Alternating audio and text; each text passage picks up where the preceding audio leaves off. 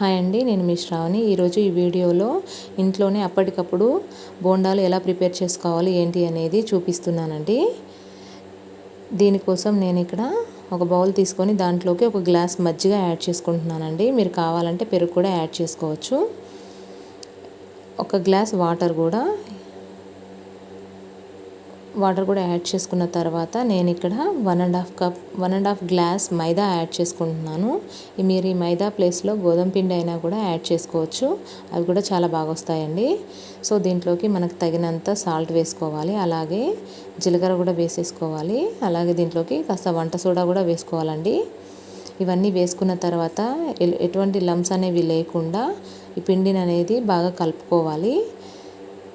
ఈ మన వేళ్ళతోనే బాగా బీట్ చేయాలండి. అలా బీట్ చేస్తేనే మనకి బోండాలు అనేవి చాలా ఫ్లఫీగా వస్తాయి. దాంట్లోకి ఎయిర్ అనేది వెళ్ళి చాలా ఫ్లఫీగా వస్తాయండి.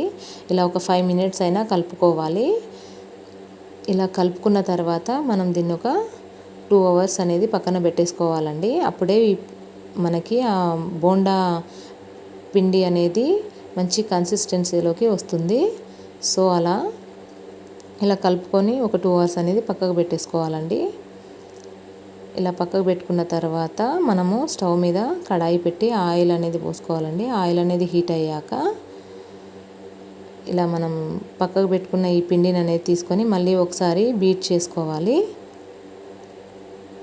మళ్ళీ ఒకసారి బాగా బీట్ చేసుకొని మనం ఆ వేడెక్కిన ఆయిల్లోకి ఈ పిండిని అనేది కొద్దిగా యాడ్ చేసుకోవాలండి. బోండాల మాదిరిగా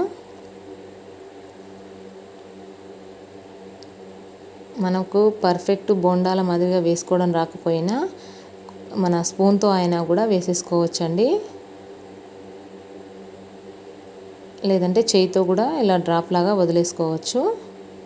ఆయిల్ అనేది పక్కాగా హీట్ అవ్వాలండి, లేదంటే మనకి బోండాలు వేశాక ఆ కింద ఆయిల్ అడుగునే వెళ్ళిపోతాయి. అవి సరిగా వేగవండి. ఆయిల్లో లోపలంతా పిండిగా ఉండిపోతుంది. సో ఆయిల్ అనేది హీట్ ఎక్కినప్పుడే మనం ఇలా బోండాలు వేయంగానే పైకి తేలుతాయి. లోపల ఫ్లఫీగా ఉంటాయండి. అలా పైకి తేలితే, లేకపోతే పిండిగా ఉండిపోతుంది. సో ఇలా నేను ఆయిల్కి సరిపడా బోండాలు అనేవి వేసేసి సెకండ్ వైపుకి టర్న్ చేసుకొని అలా వేగనివ్వాలండి. అలా వేగిన తర్వాత మంచి గోల్డెన్ బ్రౌన్ కలర్లోకి రావాలి. అలా వచ్చిన తర్వాత తీసేసుకొని మనం సర్వ్ చేసుకోవడమేనండి. ఇక్కడ నేను పల్లి చట్నీతో సర్వ్ చేస్తున్నాను. సో మీకు నచ్చితే మీరు కూడా ట్రై చేసి ఎలా వచ్చాయి అనేది కమెంట్ బాక్స్లో కమెంట్ చేయండి. అలానే నా ఛానల్ని సబ్స్క్రైబ్ చేసుకోండి.